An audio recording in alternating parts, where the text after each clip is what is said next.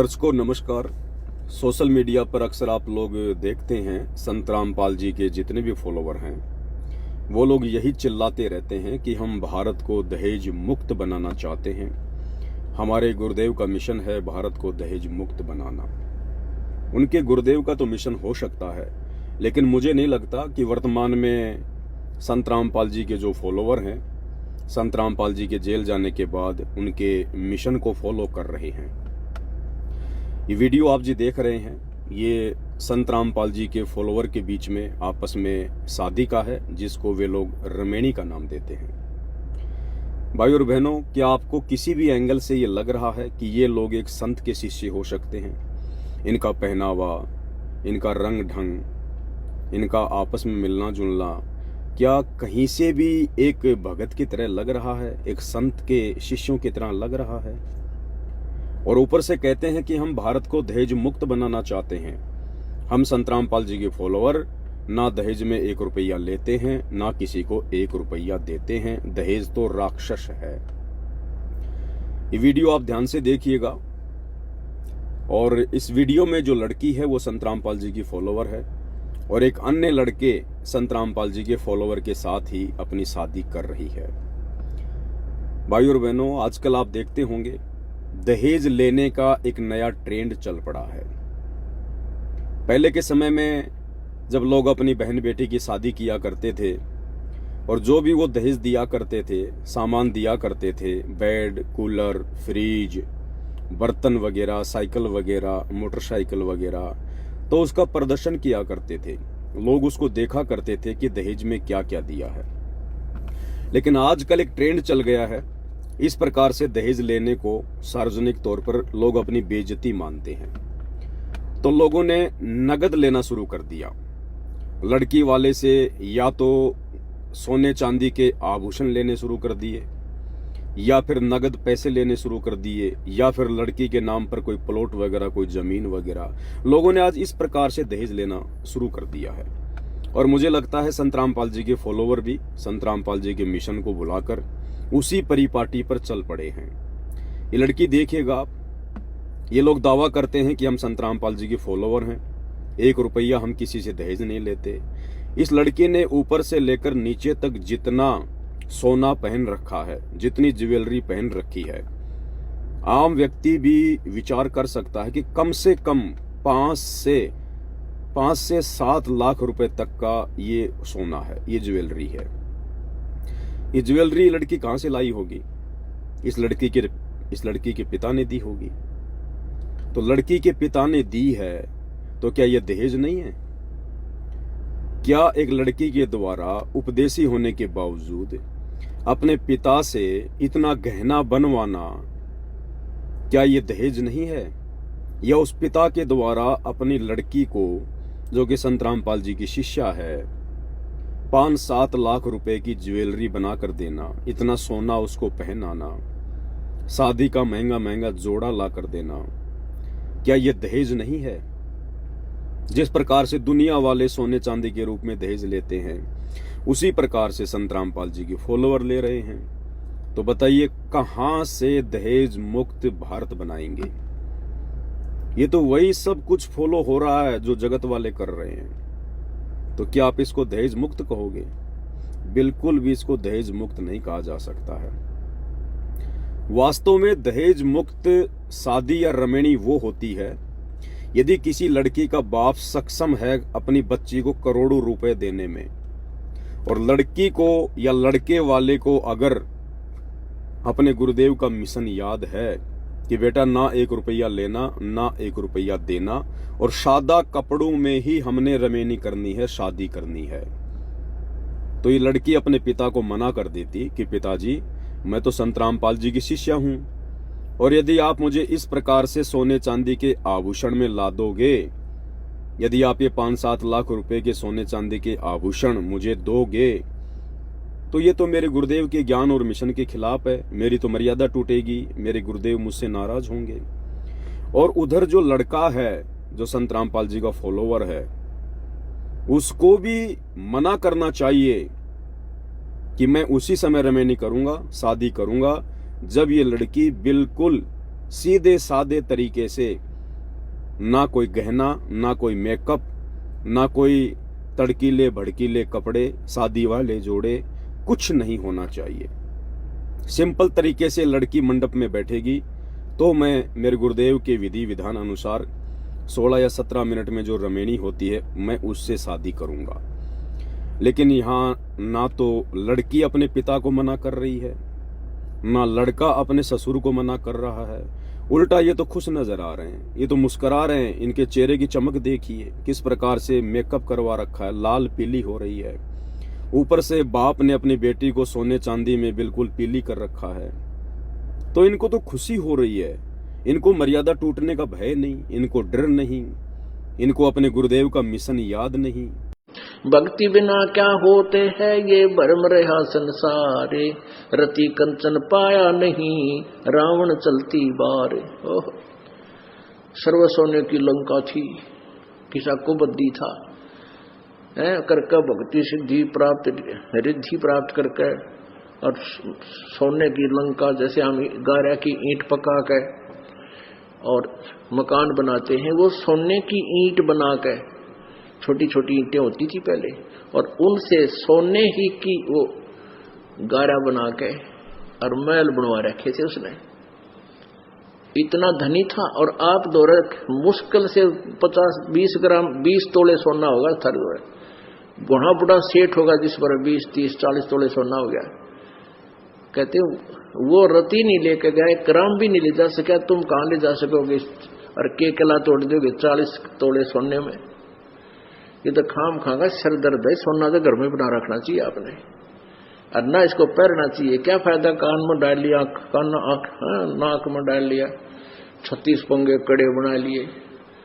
ये तो खाम खागा सर दर्द है। सोना तो घर में बना रखना चाहिए आपने, और ना इसको पहनना चाहिए। क्या फायदा कान में डाल लिया, कान नाक में डाल लिया, 36 पंगे कड़े बना लिए।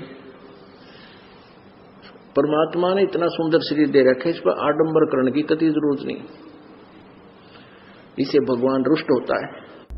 और सबसे बड़ी बात वर्तमान में संत रामपाल जी के जेल जाने के बाद जो उनकी संगत को एक सूत्र में बांध के रखे हुए हैं संत रामपाल जी के परिवार वाले, उनके बेटा बेटी भाई बंधु, जितने भी लोग जो आश्रम को मैनेज करते हैं, इन लोगों को भी तो तमीज नहीं है।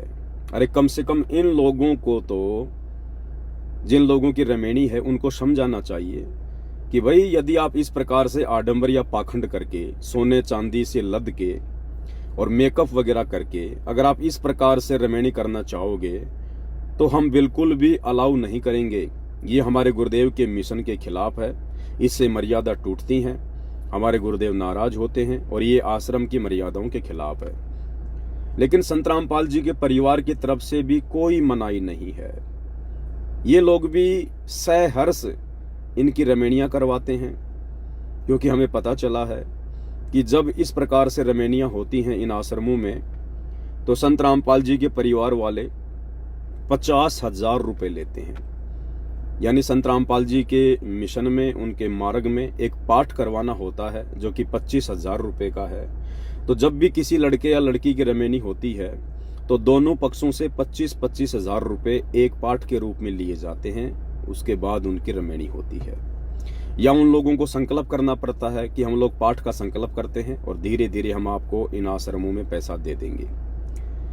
तो भाई मुझे नहीं लगता कि किसी भी प्रकार से ये जो शादी विवाह हो रहे हैं वर्तमान में, ये संत रामपाल जी के मिशन के अकॉर्डिंग हो रहे होंगे। पहली बात तो संत रामपाल जी का परिवार, आश्रम मैनेजमेंट ही दोनों पक्षों से 25,000 रुपए लेकर दहेज ले रहा है।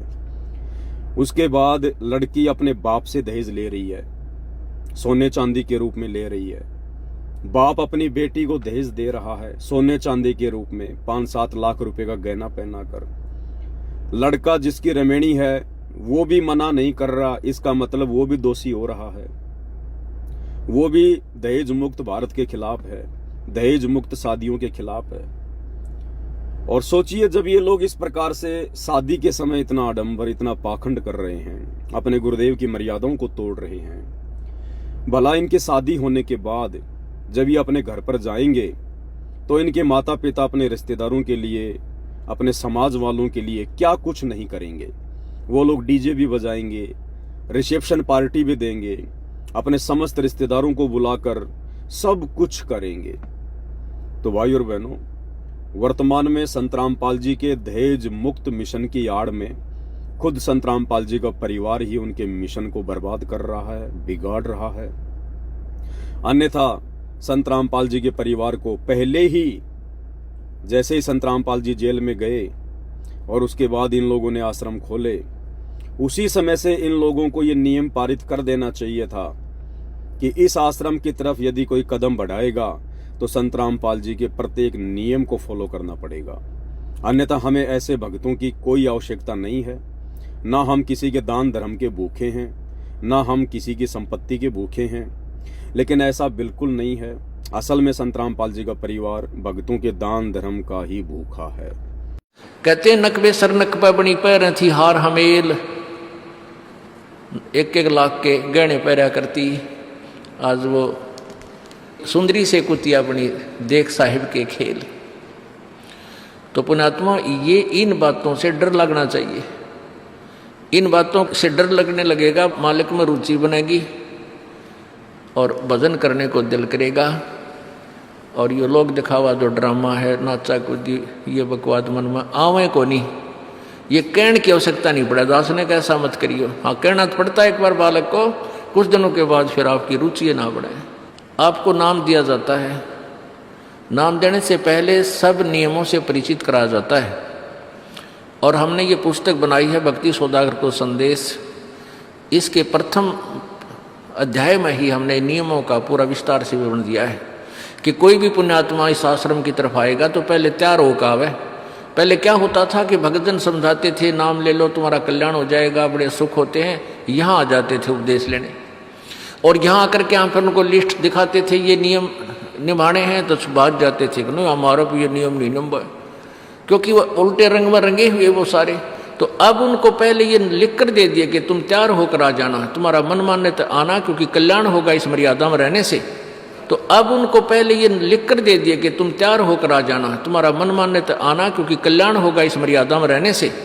तो अब उनको पहले ये लिख कर दे दिया कि तुम तैयार होकर आ जाना, तुम्हारा मन मान्य तो आना, क्योंकि कल्याण होगा इस मर्यादा में रहने से। और इन भूखे लोगों को संत रामपाल जी की मर्यादाओं से, उनके भक्ति विधान से कोई लेना देना नहीं है।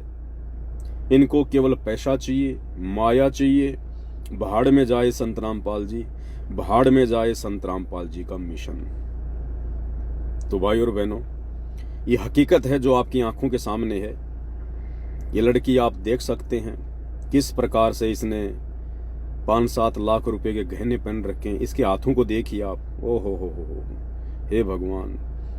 अनिल अंबानी के बेटे की शादी में उसके बेटे की बहू राधिका अंबानी ने भी इतना सोना नहीं पहना होगा, इतनी सज धज के शादी के मंडप में नहीं बैठी जितना कि संत रामपाल जी के फॉलोवर बैठ रहे हैं। तो कहां से ये लोग भारत को दहेज मुक्त बनाएंगे?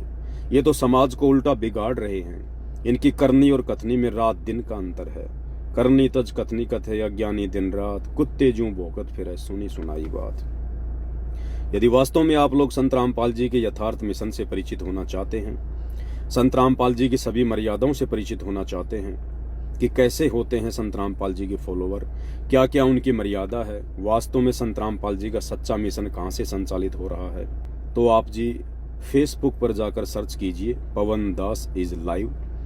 आप पवन दास की वीडियो देखिएगा, आपको पूरी कहानी समझ में आ जाएगी कि वर्तमान में संत रामपाल जी का यथार्थ 13वां कबीर पंथ कहाँ से चल रहा है और इन आश्रमों में क्यों इतना पाखंड हो रहा है, क्यों इतना आडंबर हो रहा है। सब कुछ आपको वहां से पता चलेगा। तो फेसबुक पर सर्च करें पवन दास इज लाइव। बाकी आपको सतलोक आश्रम की तरफ से चिल्लाने वाली जो राम कहानी है कि हम दहेज मुक्त भारत बनाना चाहते हैं, उसकी हकीकत, उसकी सच्चाई मैंने आपको इस वीडियो के माध्यम से संत रामपाल जी के फॉलोवर के बीच में हो रही इस शादी को दिखाकर बता दी है। अब आप स्वयं निर्णय कर लेना आप लोगों ने क्या करना है, क्या नहीं करना है।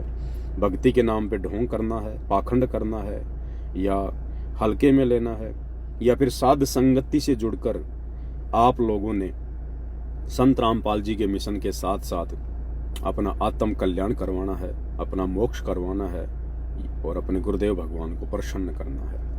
ये आप लोगों की अपनी सोच के ऊपर है, अपने बुद्धि विवेक के ऊपर है, क्योंकि घोड़े के आगे घास ही डाली जा सकती है। खाना ना खाना उसकी अपनी भूख और प्यास के ऊपर निर्भर होता है। तो भाई और बहनों, हकीकत आपके सामने है।